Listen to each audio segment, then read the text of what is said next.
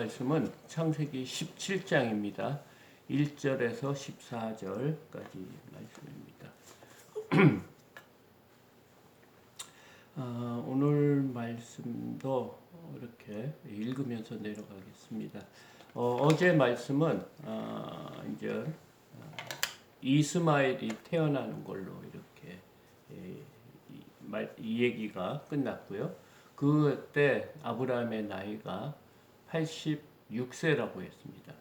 그러니까 하란에서 떠난 지 가나안에 온 지 그때가 75세였는데 그 당시에 하나님께서는 아브라함에게 내가 너에게 복을 주고 그래서 너가 너의 자손이 모래알처럼 많고 또 하늘의 별처럼 많으며 너가 복이 될 것이다 이런 말씀을 하셨어요.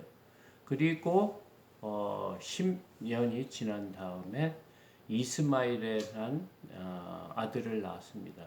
그런데 이 이스마엘은 사라에서 통해서 난 것이 아니고 사라의 여종 하갈을 통해서 태어났던 아기입니다. 그리고 오늘 17장은 그 이후에 13년이라는 세월이 지난 때라고 오늘 1절에서 말하고 있습니다. 아브라함이 99세 때, 그러니까 99세가 된 것입니다. 그러니까 86세 때 이스마엘을 낳고요. 그 이후에 또 13년이 지났습니다. 여호와께서 아브라함에게 나타나서 그에게 이르시되 나는 전능한 하나님이라 너는 내 앞에서 행하여 완전하라.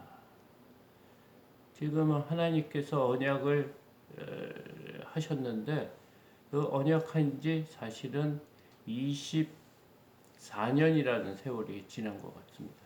75세 때.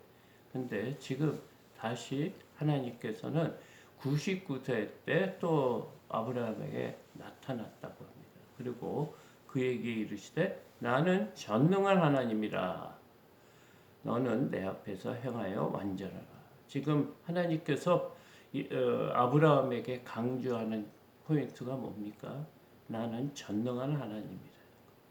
너의 생각에 내 언약이 이루어질 거라고 생각하지 못하고 있다고 이제 하나님께서 지적하는 것 같습니다.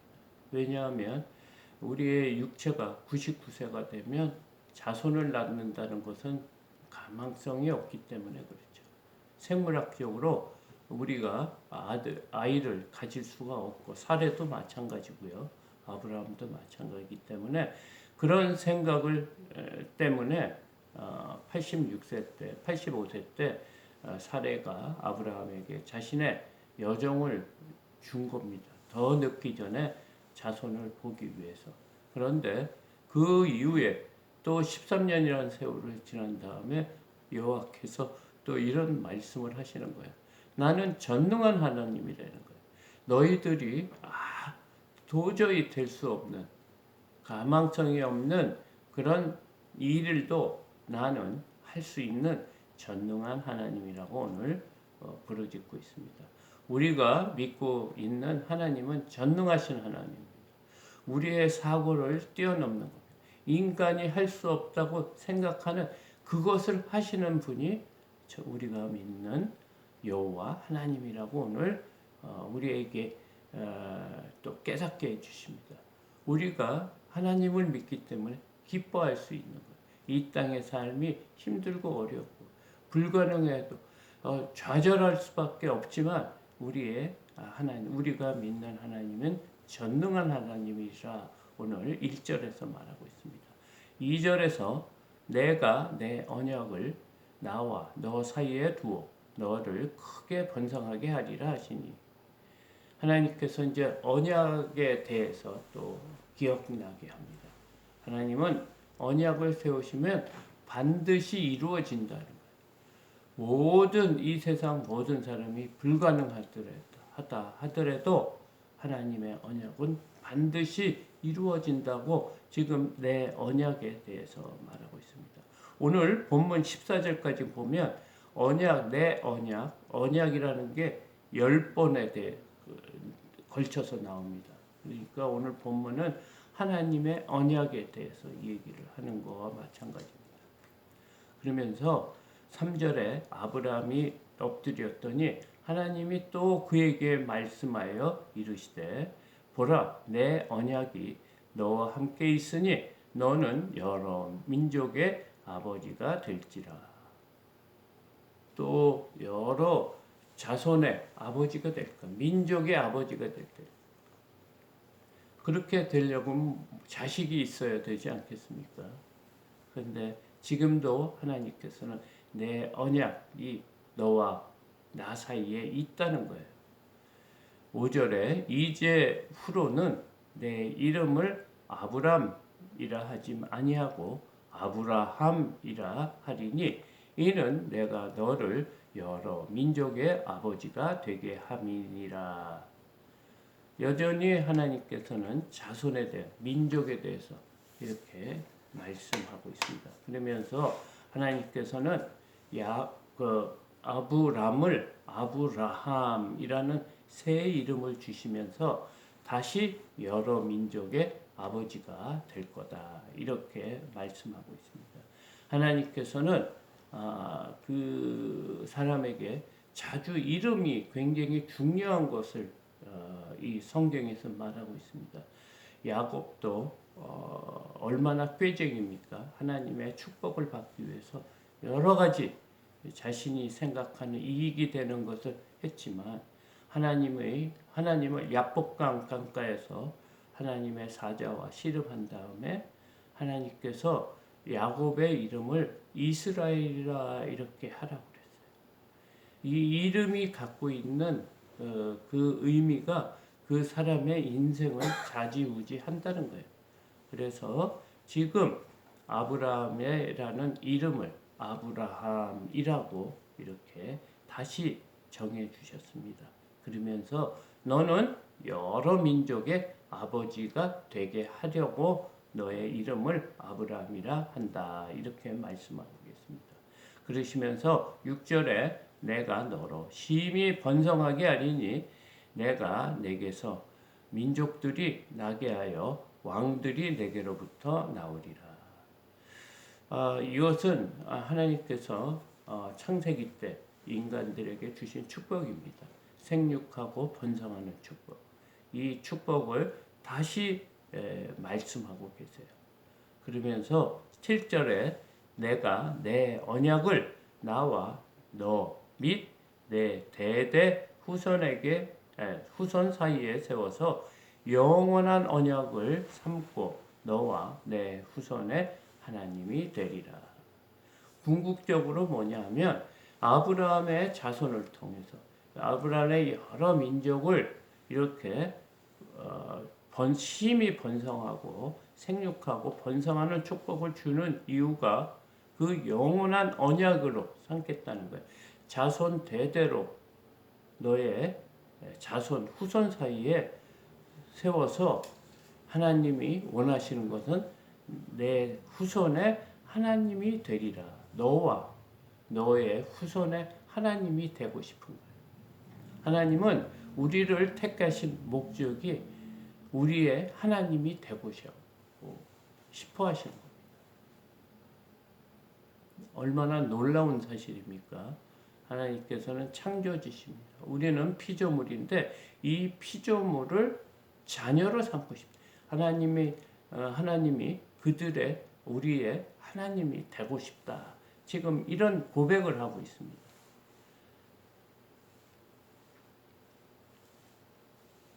그러면서 8절에 내가 너와 내 후손에게 내가 거류하는 이 땅 곧 가나안 온 땅을 주어 영원한 기업이 되게 하고 나는 그들의 하나님이 되리라. 계속해서 언약이라는 말씀을 하며 여러 민족, 여러 후손 그런 이 얘기를 하면서 하나님은 영원하게 우리의 하나님이 되고 싶다. 이런 말씀을 하고 있습니다. 그러면서 9절에 하나님이 또 아브라함에게 이르시되 그런즉 너는 내 언약을 지키고 내 후손도 대대로 지키라. 이 언약을 기억하고 이 언약을 지키기 위해서 하나님의 백성이 되기 위해서 그 언약을 위해서 힘쓰라고 하는 거예요.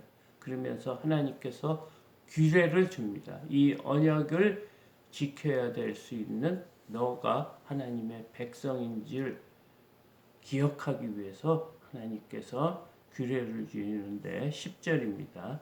너희 중 남자는 다 할례를 받으라. 이것이 나와 너희와 너희의 후손 사이에 지킬 내 언약이니라. 하나님께서는 너를 통해서 무별과 같이 많은 자손을 주는데 그 자손의 그 규례가 뭐냐? 할례라는 거예요. 단 한 가지, 내 언약을 지키는 것, 그 언약을 지키는 것이 몸으로 하나님께서 표시로 주겠다고 하는 것이 할례입니다. 그래서 11절 너희는 포피를 베어라. 이것이 나와 너희 사이에 언약의 표징이니라. 계속 하나님께서는 이 표징까지 주는 거예요. 우리가 하나님의 자녀임을 하나님께서 인쳐주시는 건데 그 방법이 그 규례가 뭐냐? 할례라는 거예요. 그러니까 이 할례는 남자에게만 이렇게 적용되는 겁니다. 그래서 12절에 너희의 대대로 모든 남자는 집에서 난 자나 또는 너희의 자손이 아니라 이방 사람에게서 돈으로 산 자를 막론하고 난 지 8일 만에 할례를 받을 것이라. 하나님의 영원한 언약, 규례, 그것이 뭐냐? 할례인데 이 할례는 태어나자마자 8일 만에 할례를 실행하라 이런 말씀을 하고 있습니다. 그런데 너가 너의 집안에 있는 모든 사람들, 이방 사람도 마찬가지, 너의 종도 할례를 받으라는 거예요. 그래서 돈으로 산 자를 막론하고 난 지 8일 만에 할례를 받을 것이라. 이것이 하나님께서 영원한 언약인데 그것이 영원한 표징이 되는 게 할례라고 지금 말하고 있습니다. 13절 너희 집에서 난 자든지 너희 돈으로 산 자든지 할례를 받아야 하리니 이에 내 언약이 너의 살에 있어 영원한 언약이 되려니와. 그러니까 이 언약이 있다는 것을 옛날에 방주를 그 노아에게 언약한 게 있습니다. 다시는 물로 이 땅을 벌하지 않는다고 하며 무지개를 이렇게 뜬 언약의 표지가 있었는데 지금 아브라함과 세운 언약, 너가 복이 되고 너의 자손이 뭇별처럼 또 바닷가의 모래알처럼 많을 거고 여러 민족의 아버지가 되고 너를 통해서 왕이 나오겠다. 이 언약의 표징이 뭡니까? 할례라는 거예요. 그래서 너와 함께 사는 사람, 너와 집안에 같이 있는 이방인까지 다 이 할례를 실행하라. 지금 이 말씀을 하며 나와 너의 언약, 영원한 언약이라고 지금 말하고 있습니다. 마지막 절입니다. 할례를 받지 아니한 남자 곧 표피를 베지 아니한 자는 백성 중에서 끊어지리니 그가 내 언약을 배반하였습니다. 지금 할례에 대해 굉장히 중요성을 느끼고 지금 말하고 있습니다.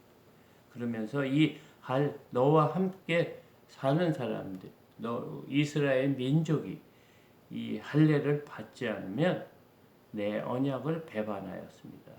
이 배반하다는 것은 깨트렸다는 거예요. 하나님께서는 왜 이렇게 이 할례에 대해서 중요하게 생각합니까? 하나님은 우리의 하나님이 되고 싶다는 거예요. 하나님은 이렇게 우리를 사랑합니다. 우리가 하나님에게 뭘 그렇게 필요하고 있어야 될 존재입니까? 우리는 항상 악한 것만 생각하고 목이 곧은 민족이 백성인데 그럼에도 불구하고 우리의 하나님이 되고 싶다는 거예요. 여호와 하나님, 그 크신 하나님, 전능하신 하나님께서 이 우주 만물을 창조하시고 우리를 다스리는 그런 하나님께서는 우리의 하나님이 되고 싶다. 그 표징을 너와 내 언약인데 그 언약의 증거로 너희가 할례를 실행하라. 지금 이 말씀을 하고 있어요. 오늘 하나님께서는 아브라함과 세운 언약, 너가 복이 되고 나는 너의 편이 되겠다는 거예요. 너에게 너를 존중하는 자를 축복하는 자를 내가 축복하고 또 너를 저주하는 자를 저주하겠다는 거예요. 이것만큼 큰 복이 없습니다. 우리가 이 땅에 살면서 어려울 때 어떤 사람이 내 한 편만 대줘도 큰 힘이 되는데 전능하신 하나님께서 나의 편이 되어 주시겠다. 너를 축복하는 자를 축복하고 너를 저주하는 자를 저주해 주겠다. 하나님께서 대신 우리와 싸워주고 우리의 방패가 되어 주시고 우리의 상급이 되어 주시겠다는 그런 말씀입니다. 참 이게 놀라운 사실입니다. 이런 약속을 하나님께서 지키기 위해서 우리를 하나님의 백성으로 삼기 위해서 당신의 독생자 예수 그리스도를 이 땅에 보내주셨어요. 그래서 그 사탄의 종로들 하는 저희들을 구원해 주신 겁니다. 그렇기 때문에 그 은혜에 감사해서 우리가 매일 하나님 말씀을 기억하고 하나님 말씀을 듣고 깨닫고 기뻐할 수 있다는 거예요. 우리의 삶이 무슨 그렇게 기뻐할 일이 많습니까? 정말 세상적인 눈으로 보면 기뻐할 일이 별로 없습니다. 그러나 성령 충만한 사람, 하나님의 은혜를 깨닫는 사람, 하나님이 우리를 위해서 하신 일을 생각하는 사람은 날마다 기뻐하며 사는 그런 주의 백성이라고 지금 오늘 본문은 말하고 있습니다. 오늘 하루도 주님께서 우리에게 우리의 하나님이 되고 싶다. 우리를 주의 백성으로 삼으신 그 하나님의 은혜를 생각하며 오늘 하루도 승리하는 저와 여러분이 되시기를 축복합니다. 감사합니다.